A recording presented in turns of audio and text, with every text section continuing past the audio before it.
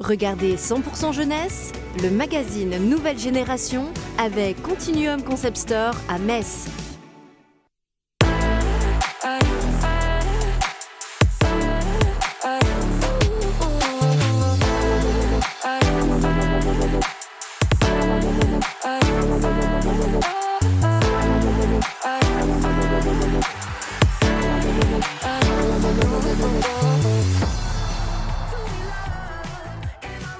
Salut à vous et bienvenue dans 100% Jeunesse, le magazine Nouvelle Génération. Je suis extrêmement ravi de vous retrouver. Voici sans plus tarder le programme de ces 26 prochaines minutes. La maladie de la mucoviscidose touche 6000 personnes en France. Chaque année, 200 enfants naissent avec cette maladie.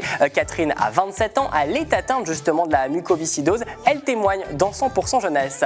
Eux, ils espèrent remporter le plus grand concours des métiers du monde. Héloïse, Hugo et Erwan sont lycéens à Marie-Bastien, un lycée à Hayange, en hôtellerie-restauration. Ils sont prêts parce que dans un instant, vous allez voir que le plateau et le studio va flamber. Et puis dans notre esprit d'artiste, Léo Musique avec son tout nouveau single « À toi », un son qui retrace son enfance, mais également ses critiques. Je salue l'intégralité de mes invités. Bonjour et salut à toi Catherine. On va parler ensemble de la maladie qui te concerne, la mucoviscidose. On va saluer également nos cuisiniers, nos cuistots du jour. Héloïse, Hugo, Erwan, merci beaucoup d'avoir amené tout ce matériel. J'espère que vous allez nous faire des bons petits plats. J'espère que vous aimez le sucré en plateau parce que ça s'annonce gustativement très bon. Et puis toi Léo Musique avec ton nouveau single « À toi » qui retrace ton enfance mais également toutes tes critiques. On verra ça en fin d'émission. Mais avant, pour débuter, voici les 3 grands titres de l'actualité qui ont retenu notre attention. C'est l'heure de l'actu pressée.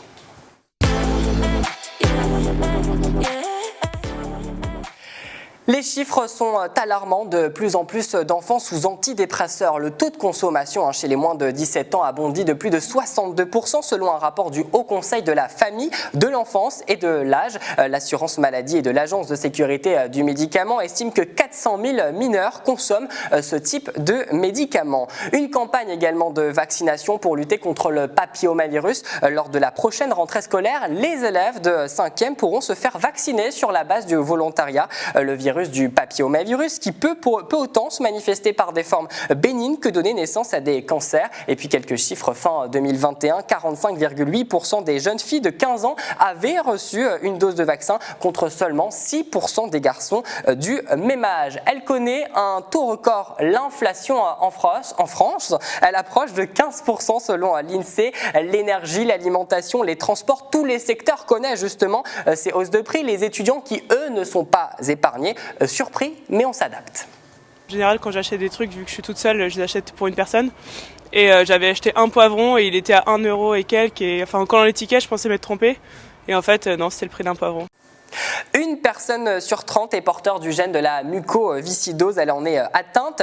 Catherine nous livre son témoignage dans 100% Jeunesse. Merci tout d'abord d'avoir pris et de prendre justement la parole pour nous raconter cette maladie et nous raconter justement ton quotidien qui va beaucoup mieux qu'il y a quelques mois. Tu vas nous en parler dans quelques instants. Mais pour peut-être expliquer à nos téléspectateurs, qu'est-ce que c'est concrètement la maladie de la mucoviscidose ? Alors, la mucoviscidose est une maladie génétique qui touche principalement les voies respiratoires et digestives. Et pour le moment, c'est une maladie qui reste mortelle, donc où il n'y a pas de traitement pour la guérir, mais que des traitements qui servent à améliorer la qualité de vie. Et en outre, il y a la greffe sinon. Voilà, des traitements dont tu as pu bénéficier. Tu vas nous raconter justement tout ce processus, notamment ce traitement de test.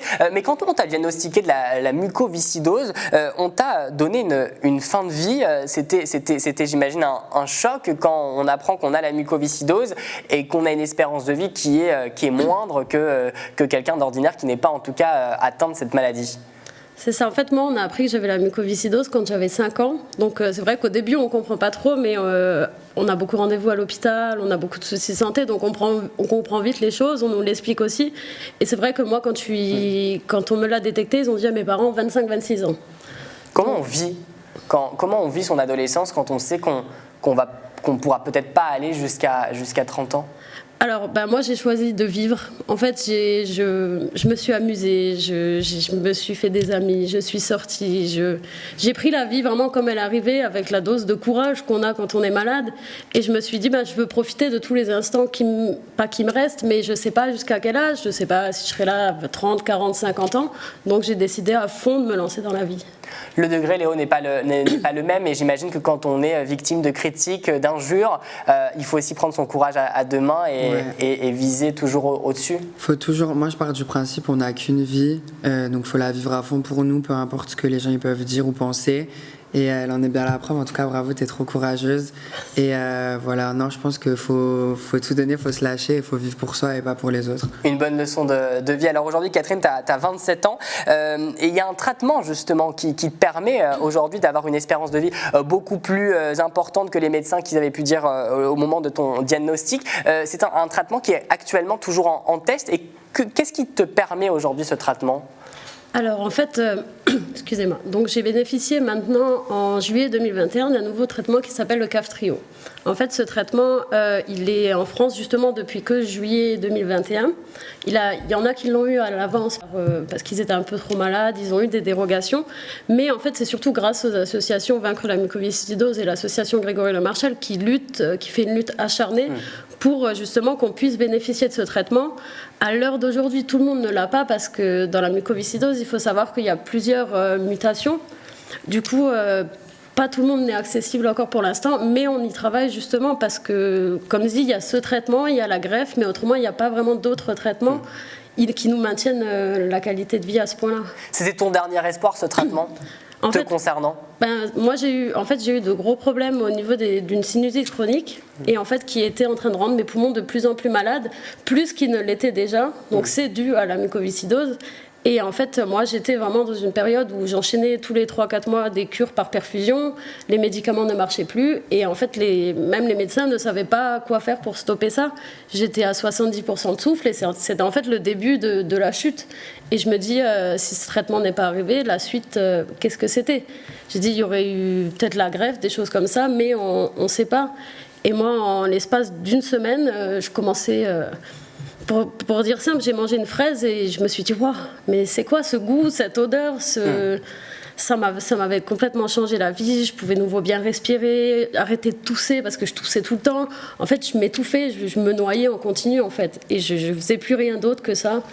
Et en une semaine, le traitement, il m'a changé la vie. Maintenant, j'ai plus de 100% de souffle. Ça t'a donné espoir sur la suite, et la suite du rythme de ta vie. Quel a été le regard de tes amis, justement, sur la maladie ? Alors, moi, j'ai eu de la chance d'avoir toujours déjà une famille très proche, des amis très proches. Après, ça a été très compliqué à l'école parce que j'étais souvent malade, j'étais souvent pas bien. Parfois, c'est mal compris. Donc c'était un peu difficile, mais j'ai eu toujours la chance d'avoir un noyau très, très soudé et en fait qui était toujours là pour moi. Donc même dans les moments difficiles, je me suis jamais laissée aller et je m'accrochais aux gens que j'avais avec moi.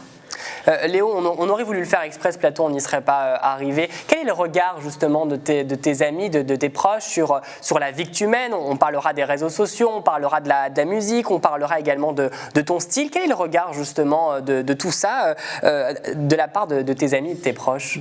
Franchement, ils sont super contents, ils sont super fiers de moi parce que moi, j'ai toujours gardé un noyau depuis avant. Depuis que je suis tout petit. Après, il y a eu des gens qui sont partis, d'autres qui se sont rajoutés et tout. Mais c'est vrai qu'ils sont fiers de moi, ils m'envoient beaucoup de force et je pense que c'est aussi eux qui m'ont aidé pendant mes périodes de collège-lycée, quand je me faisais harceler et que ça allait pas du tout. Je pense que c'est eux en partie qui m'ont aidé à monter vers le haut et je pense que sans eux, je serais pas arrivée. Donc en vrai, je les remercie. Catherine, les proches sont très très importants quand on traverse une maladie et davantage celle de la mucoviscidose. Clairement, c'est une force et un soutien qu'on peut pas passer outre parce que vraiment, je veux dire, moi, les 6 derniers mois avant le traitement, je sortais plus. En plus, on était en période Covid. Donc pareil, tu sors, tu as une quinte de tout dans la rue, les gens ils te regardent. Mais pourquoi tu tousses comme ça, t'as le Covid, ça va pas. Donc c'est vraiment, moi j'avais toujours ce noyau qui venait là, qui était là par message, les appels, j'ai vraiment une chance énorme. Des proches, mais également une association depuis quelques temps, parce que tu as monté une association, Un monde sans mucoviscidose. Tu mènes finalement un combat du quotidien par rapport à la mucoviscidose, mais c'est également un moyen de faire de la sensibilisation. C'est ça. En fait, avec Geoffrey Young, donc c'est le papa d'une petite fille qui est malade aussi, on a décidé en 2015 de monter l'association Un monde sans mucoviscidose pour justement lutter au maximum contre cette maladie, sensibiliser, faire un maximum d'événements. C'est vrai qu'on a choisi de se battre à fond. Et vous organisez justement pour ce combat, le 26 mars prochain, un futsal pour récolter des dons. Oui, c'est ça. En fait, là, ça fait depuis qu'on a créé l'association qu'on fait donc le futsal chaque année. On fait divers événements et tout ça. Et là, ce sera donc le 26 mars à Petite-Rosselle. Donc, il y a une quinzaine d'équipes. Et justement, c'est pour récolter un maximum de dons et parler de la maladie. Déjà 14 000 € récoltés grâce à l'association, c'est important de souligner ce montant. Et on invite toutes celles et ceux qui veulent en connaître plus sur la maladie à aller sur la page Facebook de l'association Un monde sans mucoviscidose. On aura également toutes les infos pour s'inscrire justement à ce futsal. Merci infiniment Catherine. À présent, je vous propose qu'on aille cuisiner. Vous aimez bien la cuisine ou pas, Léo, Catherine? Bon, allez, on va cuisiner tout de suite après dans notre Zoom. Allons-y.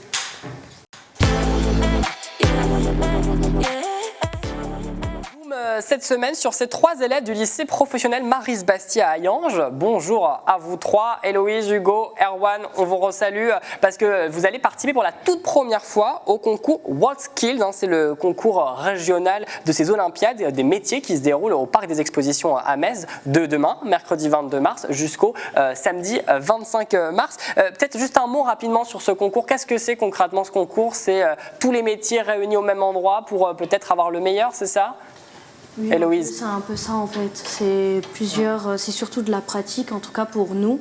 En service, c'est surtout de la pratique. Après, les autres, je ne sais pas vraiment ce qu'ils vont faire, mais on est plusieurs. Il y a plein de corps de métiers finalement qui vont. Il y a plusieurs branches de métiers qui seront présents aussi. Qui seront présents au parc des expositions. Vous allez être finalement jugé, scruté sur différentes étapes. Comment que ça va se passer? Est-ce que vous avez un petit peu la grille de ce concours? Alors, ça va se passer par atelier. On aura différents ateliers à pratiquer. Donc, 3 ateliers. Donc, moi, j'ai l'atelier du découpage de fruits et 2 ateliers flambage. J'imagine que vous vous êtes entraîné pour ce concours. Comment que ça s'est passé, Hugo? Alors c'était par rapport avec le lycée. Donc on essayait d'avoir quelques heures de trou afin d'aller au restaurant et s'entraîner avec le professeur et tout ça. Et toi, Héloïse, tu t'es mis à fond pour ce concours. L'objectif, c'est le podium. On va essayer, mais voilà, après, il y a certains points que j'ai pas encore atteints, que j'aimerais bien avant. Tout est possible. Oui, rien n'est un peu. C'est possible, oui. J'aimerais bien. Bon, on vous souhaite en tout cas le podium, parce que toi, à travers ce concours, Erwan, c'est que tu veux prouver que tu es le meilleur. C'est ça. Il n'y a qu'un seul objectif, il veut écraser tout le monde, oui. C'est ça? C'est ça, je veux être le meilleur, je veux me démarquer des autres, de mes adversaires, des autres candidats de ce concours et potentiellement sortir du lot. Voilà. Bon, en tout cas, c'est tout ce qu'on vous souhaite. Hugo, Héloïse, préparez-vous parce que votre camarade à côté, il n'a qu'un objectif, c'est d'être le meilleur. Hugo, qu'est-ce qui t'a poussé, toi, dans la filière un peu de l'hôtellerie? Qu'est-ce qui m'a poussé à aller dans l'hôtellerie? Dans l'hôtellerie. Alors, faut savoir que je suis quelqu'un où j'aime bien le contact avec le client. Et j'aime bien rendre service, donc je me suis dit que l'hôtellerie déjà c'était le meilleur moyen pour rendre service aux gens. Et donc comme ça me permet aussi de découvrir différentes personnes et tout ça. Et franchement j'aime bien. Et Héloïse, toi c'est un peu moi je vais venir à côté parce que ça a l'air tellement bon. Héloïse, toi c'est ta sœur qui t'a poussé à rejoindre l'hôtellerie, non? Parce qu'elle a réussi dans l'hôtellerie, donc tu t'es dit moi aussi je peux réussir, c'est ça? Elle a fait 3 années en cuisine, puis ensuite 1 an en service. Et j'ai vu qu'elle réussit vraiment bien dans la vie. Donc du coup je me suis dit pourquoi pas tenter aussi? Rien n'est impossible. Rien n'est impossible. Alors justement, qu'est-ce que tu es en train de nous faire là pour qu'on explique un petit peu à nos téléspectateurs? On en fait du caramel, on fait un flambage là, c'est ça? Voilà, je fais un flambage de crêpes. Alors j'ai commencé par saupoudrer avec du sucre blanc, le fond de la poêle. Ensuite, j'ai stoppé la caramélisation avec du citron, un tout petit peu de citron. C'est important de bien respecter les dosages, j'imagine. Oui, parce que sinon après ça peut vite partir en cacahuète. On va dire ça comme ça. Et donc là on va mettre la crêpe. Voilà. Bon, on va te laisser faire, on va voir tout ça sur les caméras. Et toi, Hugo, qu'est-ce que tu nous concoctes? On a de l'ananas. Voilà, c'est ça. Et on a du caramel, non? C'est ça. Donc, j'espère que vous êtes prêts en plateau parce que ça a l'air super bon, ça sent extrêmement bon. Même principe qu'Héloïse. Donc voilà, je saupoudre avec du sucre blanc, donc afin de faire un petit peu de caramel. Là, je viens d'ajouter un petit peu de poivre de Sichuan. Et donc là, je vais ensuite stopper ma caramélisation avec un petit peu de jus de citron. Hop. J'hésite pas surtout à faire réduire le feu parce que pas que le caramel C'est brûle. très technique, n'empêche. Hein. Oui, c'est sûr, il y a quand même des techniques à connaître, à maîtriser, voilà. Et puis à côté de toi, on a Erwan. Alors lui, c'est plutôt l'aspect artistique qui nous met en avant. Tu es en train de nous faire quoi? Est-ce que je peux goûter? Bien sûr, bien sûr. Depuis tout à l'heure, je les vois. Ouais, lui aussi, très bien. Hein. Vous pouvez. Hein. Donc là, tu nous fais quoi? Tu es en train de nous... Alors, je faire suis en une train de petite faire un petit dressage avec pommes, fraises, mangue et bananes. Alors, je me suis inspiré de l'artiste Arsène Beldo. Donc, c'est un peintre qui utilise principalement des fruits pour représenter des visages visages humains ou animaux. Donc, ça va représenter un petit bonhomme ou un petit... Il faut avoir de l'imagination, en fait. En fait, la cuisine, ça demande un petit peu une petite touche d'artiste quand même. On est artiste quand on travaille dans la cuisine. Oui. Et toi, finalement, la filière de l'hôtellerie, c'était inné parce que c'est maman, papa, c'est toute la famille, non? C'était une suite logique. Pour quelle raison cette petite logique? On aurait pu faire un autre métier, non? Oui, mais on a toujours été inspiré par l'hôtellerie-restauration et on s'est toujours posé pas mal de questions dans ce domaine-là. Moi, mes parents, ils ont continué, ils n'ont pas pu faire d'études, mais ils ont vraiment continué dans ce métier-là et ils ont réussi et j'espère réussir moi aussi. Et tu comptes réussir et les objectifs peut-être dans quelques années, peut-être dans 5 ans, tu te vois où toi, Hugo?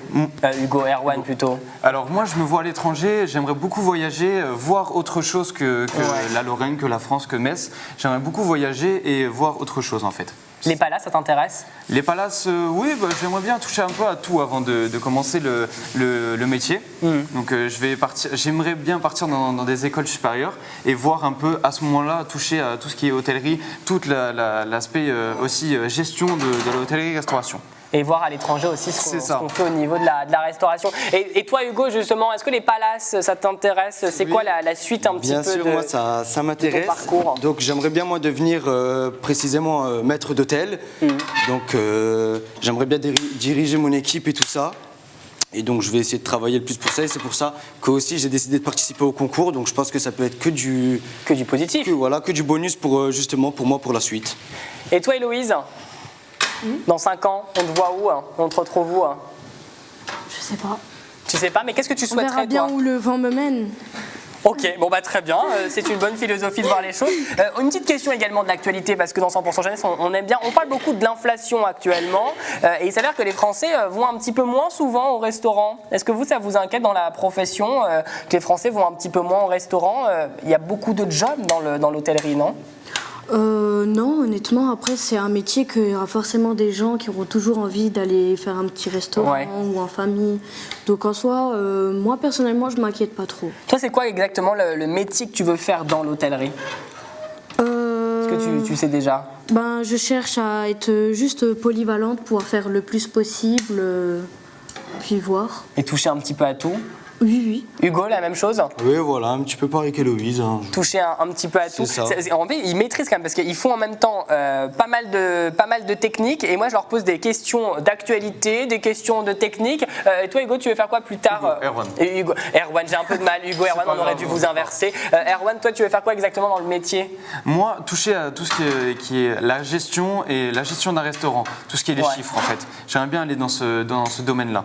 Ok, en tout cas, c'est tout ce qu'on peut vous souhaiter. Merci beaucoup. Et on vous souhaite tout le meilleur pour ce concours qui débute demain. Vous êtes prêts ou pas? Oui.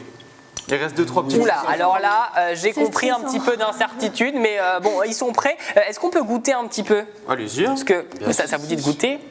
Ok, attendez, je vous ramène tout ça. Allons-y, on va goûter tout ça. Je vous ramène les petites crêpes.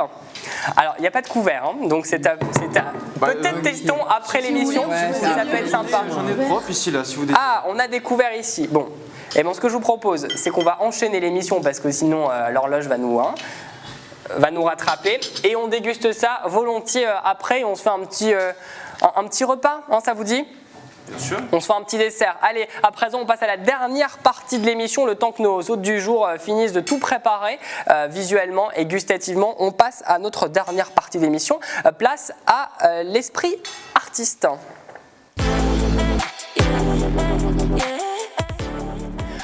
Son nom de scène, c'est Léo Musique, un chanteur aux 53 000 abonnés sur Instagram. Léo, est-ce que tu es plus influenceur que chanteur ? Un peu les deux, 50-50. 50-50. Il est bien, il avait préparé ma question, je crois. Mais si tu devais choisir entre influenceur, chanteur, ça serait quoi ? Chanteur quand même, parce que c'est ma passion depuis que je suis tout petit. Mais les réseaux sociaux, t'aimes bien quand même ? Ouais, j'aime trop partager. Enfin, je suis grave à l'aise avec les réseaux sociaux. J'aime trop partager ma vie avec les gens. C'est trop cool. À l'aise également dans les discours et dans les combats que tu mènes. Mais il s'avère que les réseaux sociaux, ça peut avoir des aspects un peu négatifs quand on cherche le grand âme sœur, le grand amour, non ? Ah ouais, non, les réseaux, c'est trop méchant. Hein. Les garçons, ils sont trop méchants. Qu'est-ce qui s'est passé un peu ? Raconte-nous. Ben, genre en vrai, il s'est passé tellement de trucs que ce serait dur de raconter qu'un truc. Mais je pense que le truc le plus fou qui m'est arrivé, c'est quand je parlais à un mec et tout sur les réseaux. Et que genre au final j'ai appris qu'il était marié, qu'il avait des enfants. Ah là là là là là là.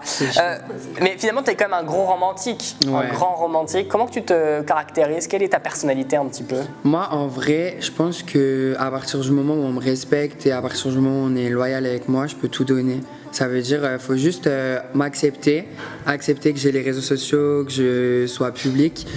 Et après, à partir de ce moment, tout ira bien. Après, s'il fait des bêtises derrière, je serai méchant, forcément.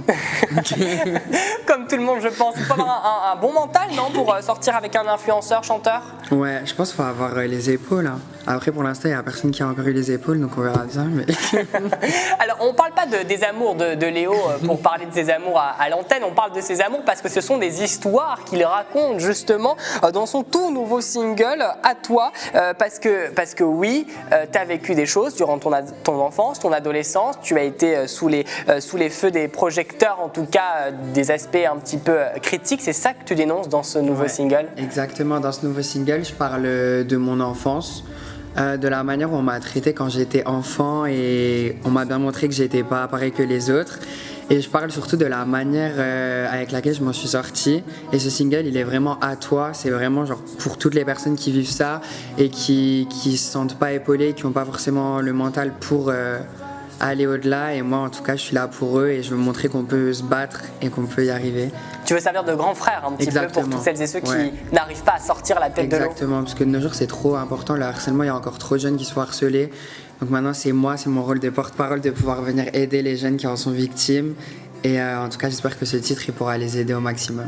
Comment toi, justement, t'as arrivé à te sortir de ces critiques, de cet harcèlement ? Comment t'as sorti de ta tête de l'eau, si on peut dire ? En vrai, moi, je pense que c'était grâce à mes amis, parce que j'étais très bien entourée. Après, j'ai toujours eu aussi ce franc-parler. Ça veut dire que quand je me faisais insulter dans la rue, moi, je répondais tout le temps et je les insultais. Je déteste me laisser faire. J'ai toujours eu un fort caractère et je pense que ça m'a beaucoup aidée.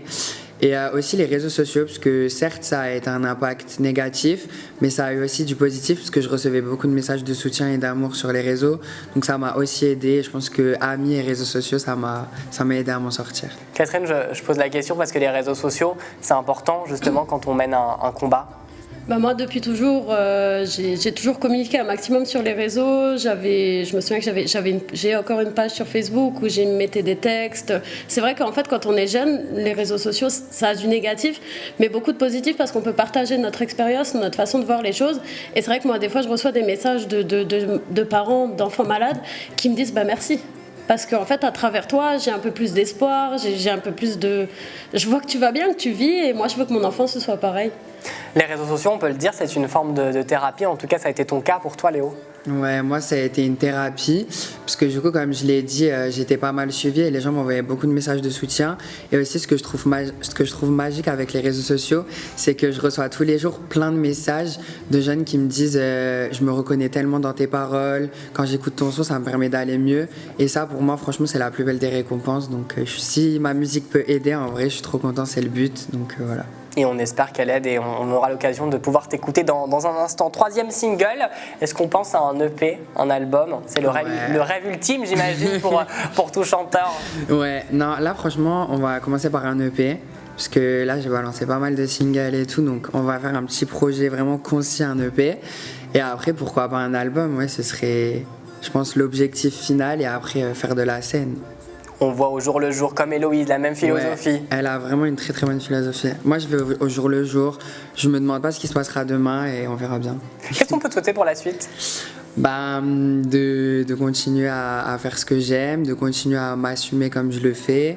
Et pourquoi pas, ouais, de faire de la scène et de pouvoir remplir des salles. Ce serait lourd. Bon, et ben dans un instant, on va pouvoir justement t'écouter avec ton tout nouveau single à toi en exclusivité sur ce plateau de 100% jeunesse. Mais avant, je vous remercie mes invités. Merci beaucoup Catherine.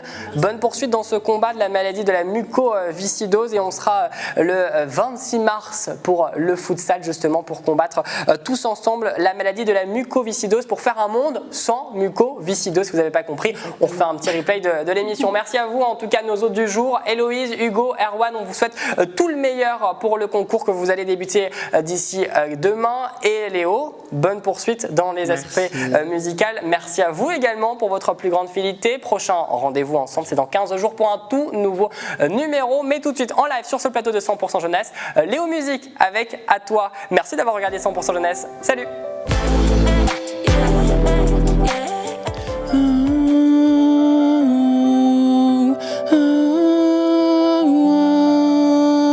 Depuis petit on me disait tu n'y arriveras pas. Je ne voulais pas les écouter, j'étais sûre de moi. À la récré, téléphone sonnait, c'était encore eux. Je voulais simplement bosser, faire taire les envieux. Je ne savais plus jouer comme un enfant. Je me noyais dans toutes mes larmes comme un naufrage. Profond était leur coup, j'étais comme noyé. Je ne savais pas qui appeler pour me sauver. J'étais en pleine souffrance mais je ne le disais pas. Vos hashtags sur Twitter m'ont fait douter de moi. C'est pas si facile pour moi aujourd'hui de le dire, mais à de nombreuses reprises j'ai failli en mourir. Trop dur pour moi, je ne voulais pas vous inquiéter. Papa, maman, j'en suis sincèrement désolée. Je me suis relevée mais maintenant c'est à moi de venir en aide à toi qui écoute ça. À toi qui écoute ça, hey, oh, à toi qui écoute ça, hey. Quelques années plus tard, moi je me suis relevée. T'as voulu m'abattre mais tu me regardes à la télé. Souvent béton, pensée, bresson, j'étais vers le sommet. La tête haute, les idées claires, je ne lâcherai jamais. J'ai pris du temps mais je me suis reconstruit. Je me battrai toute la vie pour cette injustice.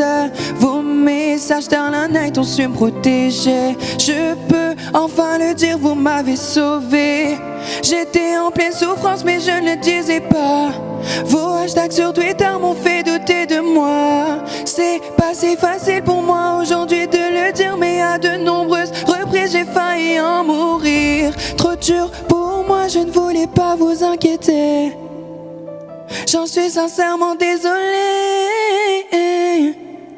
Yeah, yeah. C'était 100% jeunesse, le magazine Nouvelle Génération avec Continuum Concept Store à Metz.